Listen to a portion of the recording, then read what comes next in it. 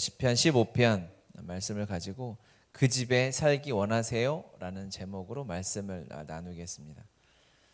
다윗의 시입니다. 마찬가지로 다윗의 시인데요. 1절에 질문을 딱 던지고 시작하죠. 주님의 집에 살기 원합니까? 주님의 성전의 성막에 하나님의 성산에 살기 원합니까? 라고 물어보고 그 집에 살 수 있는 자가 누군지 2절부터 쭉 설명을 합니다. 그러면 우리가 이 흐름대로 순서대로 생각을 해본다면 어떻게 생각할 수 있냐면요. 그냥 하나님의 집에 거해야 하니까 정직하게 거짓말도 행하면 안 되고 말도 조심해야 되고 이렇게 돈을 함부로 빌려주거나 꾸지 않고 사람들을 멸시하지 않고 존귀하게 여기면 하나님의 집에 살 수 있나 보다라고 이렇게 생각할 수 있는데 우리가 아는 것처럼 하지 말아야 될 것들을 리스트를 적어놓고 우리가 지키려고 노력한다고 우리가 지킬 수 있지 않아요. 그렇죠? 리스트가 그리고 이것만 있겠습니까? 얼마나 많은 죄의 목록들이 있겠어요. 죄 짓지 않아야 성전에 거할 수 있다는 거 아니에요. 그러면 이 죄들을 짓지 않아야 내가 성전에 거할 수 있다. 그래서 체크리스트를 가지고 오늘도 이거 안 지었네, 안 지었네, 안 지었네. 그러니까 내가 하나님의 성전에 거했나? 라고 생각할 수 없는 거죠. 첫 번째 1절 질문에 모든 것이 다 들어있어요. 그것은 뭐냐면 성전에 살기 원하는가? 아멘. 원한다면 이런 삶을 살게 될 것이다. 주께서 이런 사람으로 만들어 갈 것이다 라는 거죠. 주님이 하셔야죠. 우리가 어찌하겠어. 우리의 노력으로 우리의 율법을 지키려는 욕심으로 열정으로 이루어진 적이 없잖아요. 잠깐은 될 수 있겠지만 작은 죄의 모습들은 끌어낼 수 있겠지만 우리가 24시간 365일 주님을 의지하지 않고서는 여전히 이 하나님의 말씀과 동떨어진 삶을 살 수밖에 없는 존재라는 것을 누구보다 내가 증인일 것입니다. 그렇기 때문에 이 1절 말씀을 우리가 깊이 묵상하고 1절 말씀에 아멘하는 것이 너무 중요해요. 다시 한번 읽어보겠습니다. 여호와여 주의 장막에 머무를 자 누구 오며 주의 성산에 사는 자 누구 오니까. 질문하는 거죠. 다윗이 성전에 거할 자, 성막 우리에게도 던지는 겁니다. 성전에 거하고 싶으십니까? 주님의 성산에 주님의 장막에 살고 싶으세요? 라고 물어보는 거예요. 그럼 우리가 다 아멘 합니다. 아멘. 당연하죠. 주님의 성전에 살고 싶죠. 주님의 장막에 주님과 동행하고 싶죠. 그런데 이거는 잠깐 우리가 예배 좋잖아요. 교회도 좋고 그렇죠. 그러면 우리가 그게 좋은 이유는 깊이 생각 안 해봤겠지만 들렸다 가기 때문에 좋은 이유도 있어요. 만약에 여기서 성전에서 살아라 라고 한다면 주님의 여기서 거한다라는 단어는 사는 걸 의미하는 거예요. 잠깐 예배드리고 가는 걸 얘기하는 게 아니라 그러니까 24시간 365일 주님의 성전 안에 성막 안에 같이 사는 것을 원하냐는 거죠. 그럼 생각을 깊이 해봐야 됩니다. 여러분 같이 사는데 주님과 같이 집에 사는 거예요. 여러분의 집에. 그럼 편하겠어요? 불편하겠어요? 생각을 해보세요. 그게 쉬운 문제가 아니라는 거예요. 그냥 할렐루야 아멘 주님의 주의 임재 앞에 주의 존전에 거하기 원합니다. 우리가 쉽게 찬양하지만 정말 거룩하신 주께서 내 마음에 임재하셔서 거하셔서 주님과 24시간 사는 것 우리가 이것을 진심으로 고대하고 기다리고 사모하고 있는가? 이것을 위한 열심과 열정이 있는 것을 위해 기도하고 있는가? 이게 내 말의 기도와 내가 정말 이것을 원하는가 전심으로 구하고 살아가는가를 점검해 볼 필요가 있는 거예요. 지금은 개인주의 시대잖아요. 혼자 사는 게 편한 시대 아니겠어요? 그런데 여러분이 여러 사정으로 인해서 우리 집에서 같이 산다고 생각해 봐요. 생각만 해도 불편하지 않겠어요? 저 때문일 수도 있고 애들 때문일 수도 있고 할 텐데 이게 주님과 동행한다, 주님과 동거한다. 제가 선원목자교회에서 그 부부 가정 세미나 이런 걸 들을 때 우리 유기성 목사님 사모님께서 이렇게 강의를 한번 하셨는데 그 얘기를 하시더라고요. 이제 유기성 목사님 사모님이 사모님이신데 그 사모님이 이제 그러시더라고요. 강의하시는데 저는 정말 예수님 같은 남편과 함께 산다고, 정말 우리 남편은 교회에서도 집에서도 예수님 같다고 이렇게 얘기를 했더니 반응이 두 가지래요. 첫 번째는 정말 너무 좋겠다고 예수님하고 같이 살아서. 그리고 또 하나의 반응은 얼마나 힘들까. 집에서도 똑같이 목사님처럼 행동하는 거예요. 막 말을 막 하면 왜 그러세요? 그러시면 하나님 기뻐하시지 않아요? 우리 기도합시다. 그렇게 화를 내면 안 되죠. 성경에 보니까 분내는 것은 하나님의 뜻 이루지 못하고 해서 우리 함께 손잡고 기도해요. 교회가 아니라 나눔 2부 순서가 아니라 매사에 그렇게 기도하고 감사하고 불평하지 않고 이렇게 살니까 이제 막 어떤 이제 강의 듣는 분들이 숨 막혀서 어떻게 살아요? 막 이렇게 반응을 했다는 거예요. 그런데 그 반응이 우리 이해가 되죠. 진짜 그럴 수도 있겠다 싶은 거 아니겠어요? 그러니까 우리가 우리의 마음에 내재되어 있는 마음 중에 하나가 주님을 너무 사랑하고 좋죠. 예수님 너무 사랑하고 정말 예수님 나의 전부시고 나의 모든 것인데 정말 주님과 24시간 항상 동행하며 살아가는 것을 우리가 원하는가?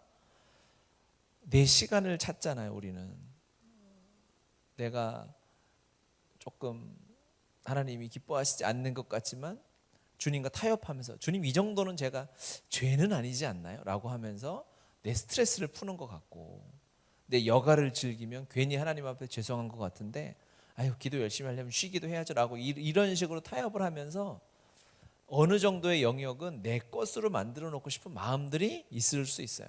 아마 그냥 교회를 처음 나오신 분들은 이런 내용, 이런 설교가 뭔지 잘 이해가 안 될 수 있지만 주님을 믿고 헌신하고 이 새벽에 지금 깨서 설교를 듣고 있는 현재 시청 14명은 아마 이해가 될 거예요. 그렇지. 내가 주님을 너무 사랑하고 예배도 너무 감사한데 그냥 예배도 24시간이 아니라 짧은 거 일주일에 몇 번 없으니까 우리가 하는 거지. 1년 365일 단기 선교처럼 우리가 살아가면 지쳐서 숨 막혀서 못 살 것 같다는 생각이 있는 거죠. 그런데 다윗은 초청하는 거예요. 아니야, 그것이 진짜가 아니라 진짜 행복은 하나님의 것도 좋고 세상에 내가 누리는 것도 좋은 거 이 수준이 아니라 정말 주님의 성산에 하나님이 임재에 영원토록 사는 것이다 라는 거예요. 이것으로 초대하고 있어요. 여러분, 이것을 우리가 사모했으면 좋겠어요. 주님과 함께 사는 것, 내 생각 하나, 내 호흡 하나하나까지 오직 주님께 드려지는 것, 그 주님과의 정말 놀라운 친밀한 교제가 우리 안에 가득하기를 우리가 사모했으면 좋겠습니다. 그러면 이제 그 뒤에 이어지는 삶이 내 삶에 이루어지는 거예요. 이것들을 막 열심히 지켜야 내가 성전에 들어갈 합당한 자가 되는가? 그렇게 이해할 수도 있겠지만 이것은 인간의 최선일 수밖에 없어요. 이렇게 노력하다 보면 지칩니다. 쓰러집니다. 그리고 스스로 좌절이 돼요. 내가 어제까지는 정말 정직하게 잘 지켰는데 나를 헐뜯고 과거에 나를 상처 줬던 사람이 또 그 아픈 데를 건드리면 간신히 딱지가 졌는데 그걸 또 떼고 막 찔러대면 너무 아파서 또 혈기가 나오는 거 아니겠어요? 그러니까 안 됩니다. 우리가 이것들을 지키려고 노력해야죠. 하지만 그 이전에 먼저 우리 사랑하는 주님과 나의 전부 되신 예수님과 오늘도 하루 내내 눈을 떠서 잠들고 꿈속에서라도 무의식 중에서라도 주님과 함께 동행하는 삶을 살기 원한다라는 간절한 소망이 우리 안에 있기를 원합니다. 그러면 우리 이제 이 뒤에 이어지는 삶이 우리 안에 이루어지는 것을 볼 수 있게 될 줄 믿어요. 아멘이죠. 우리 그것을 사모합시다. 중심으로 주님과 동행하기 원합니다. 오늘도 중심으로 내 마음 전심으로 주님과 함께 사는 하루 되기 원합니다. 어느 곳이든 누가 나를 방해하든지 주님이라면 어떻게 했을까? 그러니까 엊그저께 제가 말씀을 나누었죠. 그런 생각들, 대화할 수 없는 상황들 있잖아요. 그런데 모든 말은 내 자신과의 대화를 통해서 나온다고 했잖아요. 상황을 판단하는 것도 마찬가지고 내 안에 이미 살아계신 예수 그리스도 성령님과 대화하며 교제하며 주님, 이런 일은 어떻게 해야 될까요? 누가 나를 힘들게 하는데 이거 어떻게 반응해야 할까요? 그것이 기도가 되겠죠. 또 살아가면서 묵상으로 하는 주님과의 대화, 기도가 되지 않겠어요? 그런 시간들을, 그런 훈련들을 통해서 주님이 내 안에 사시고 어떤 상황이든 상황이 다 달라요. 함께 지금 예배하는 모든 사람의 삶은 전부 다릅니다. 그렇기 때문에 주님은 그럼에도 불구하고 말씀 하나만 주셨어요. 이 말씀을 핵심으로 가지고 있으면 어떤 상황에서도 모두 적용해서 승리하면서 나아갈 수 있다는 것을 의미할 줄 믿습니다. 이런 사람들이 어떤 삶을 사느냐? 그래도 밑에 좀 보긴 봐야 되겠죠. 1절만 하고 끝내도 돼요. 제가 계속 이해했던 얘기를 또 한 번 더 해도 돼요. 정말 주님과 살기 원하세요? 너무 강조해도 지나치지 않아요. 우리가 실제로 그렇지 못하니까. 그런데 2절 또 봐야죠. 이게 나머지 중요한 말씀들이 많이 있으니까. 어떤 삶을 살게 되냐면 2절에는 정직하게 행한대요. 그리고 그의 마음에 진실을 말한대요. 그리고 3절에 혀로 남을 허물하지 않고요. 비방하지 않는데요.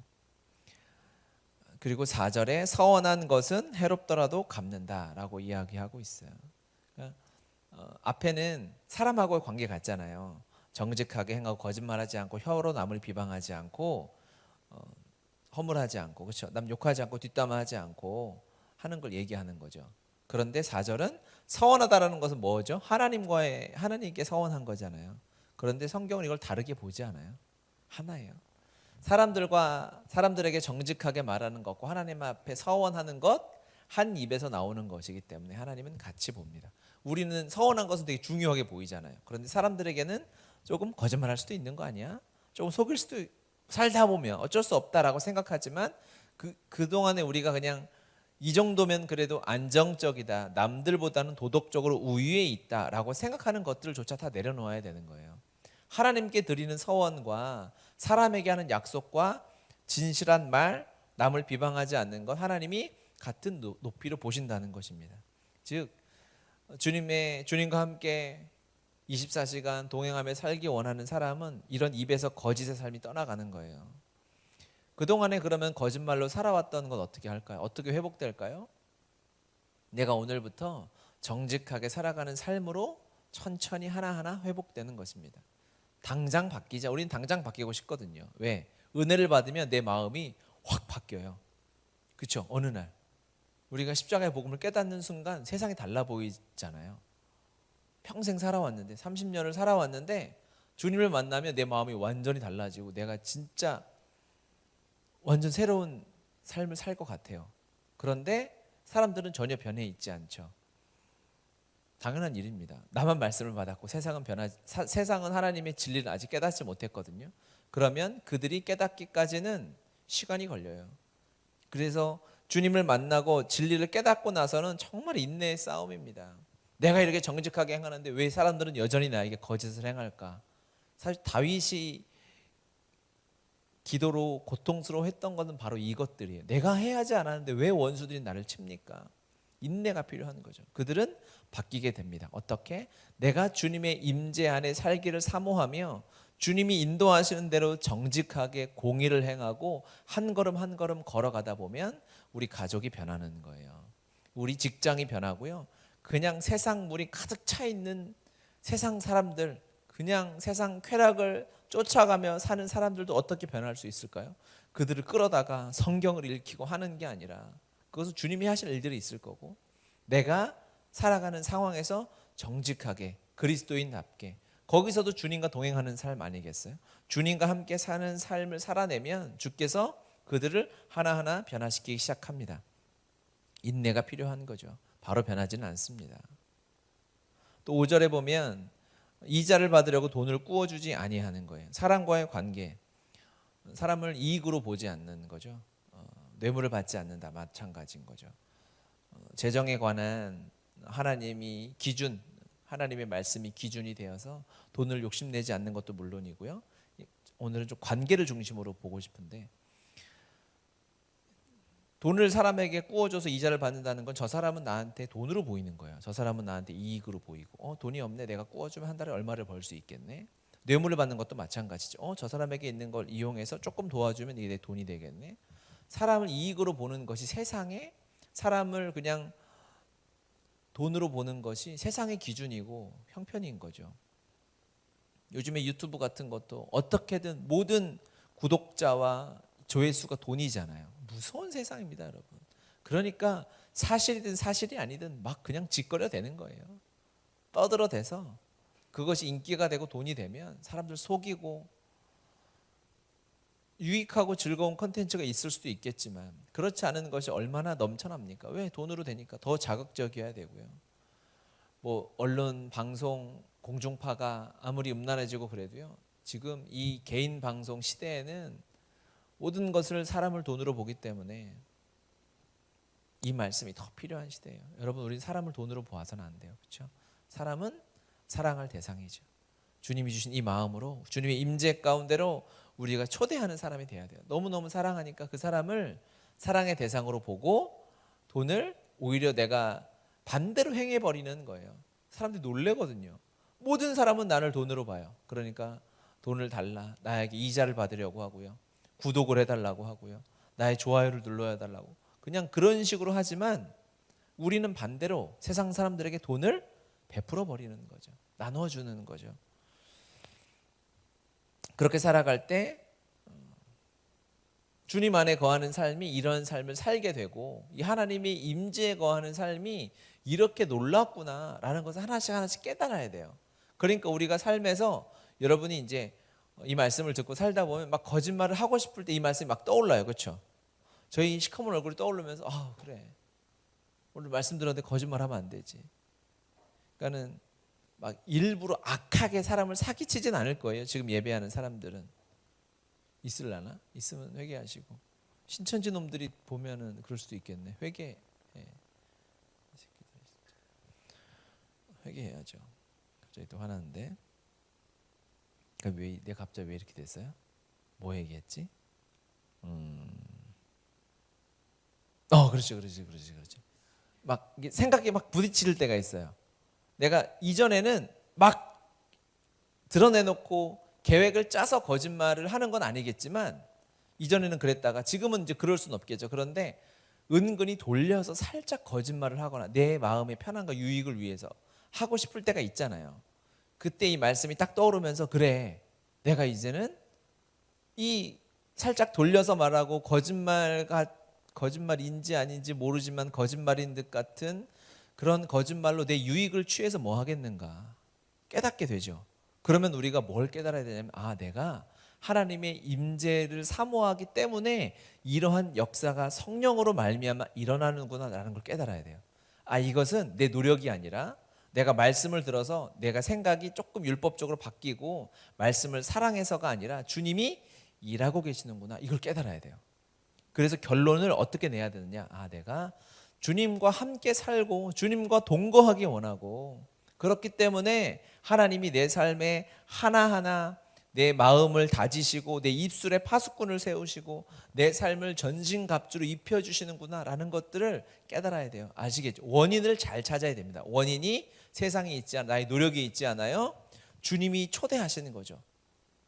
누가 내 집에 거하기 원하는가? 누가 나의 성산에 살기 원하는가?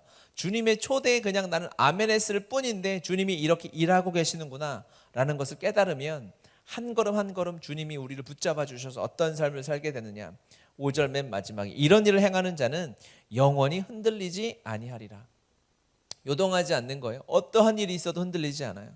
주님 안에 살기 때문에. 주님의 성전에 있는데 주님의 임재와 성산이 무엇이 그것을 허물겠습니까? 지진이요? 태풍이요? 사람의 공격이요? 거기는 틈탈 수 없어요. 주님이 계시는 곳인데 이런 사람이 세상이 기준이 되는 거예요. 세상은 엄청나게 흔들려요. 그런데 여러분 주변에도 무슨 일이 있어도 차분하게 흔들리지 않는 사람들, 그 사람을 찾게 되거든요. 요동하지 않는 사람, 잔잔하게 오직 주님의 임재 안에 주님과 붙어, 우리는 흔들리는 종일 수밖에 없지만, 그렇죠? 그런데 이 종이를 물 묻혀가지고 여기 딱 붙이면 이거는 찢어지지 않잖아요. 강대상은 그런 원리 아니겠습니까? 흔들리지 않는 나의 바위이시고 산성이신 주님께 딱 붙어 있으면 주님을 찾듯이, 주님을 의지하듯이 사람들이 우리를 통하여 주님의 영광을 보게 될 것이고 세상이 결국 하나님을 찾게 되는데, 주님은 통로 삼으신 예수 그리스도를 만드셨던 것처럼 주님이 우리를 통로 삼으셨잖아요. 우리를 통로 삼으실 거예요. 여러분의 가정이 어려울 때 누가 의지할까요? 여러분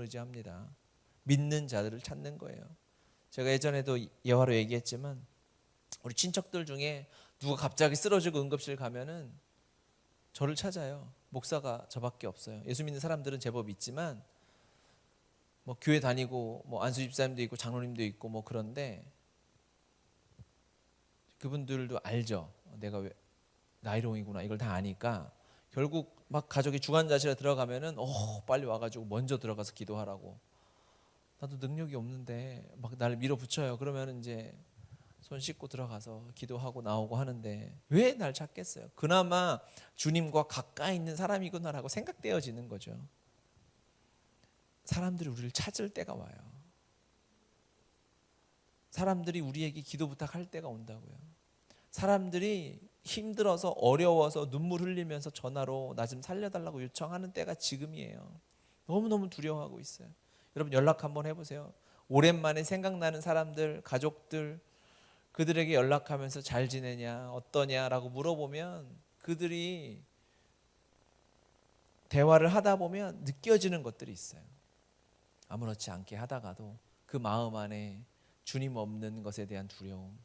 세상은 요동하고 있어요. 이때에 이 정말 변화가 심하고 변덕스러운 이 시대 가운데 주님으로 말미암아 주님의 성산의 거함으로 말미암아 요동하지 않고 주님의 통로되는 삶을 사시길 바랍니다. 아멘. 오늘도 기도하겠습니다. 제가 먼저 기도할게요.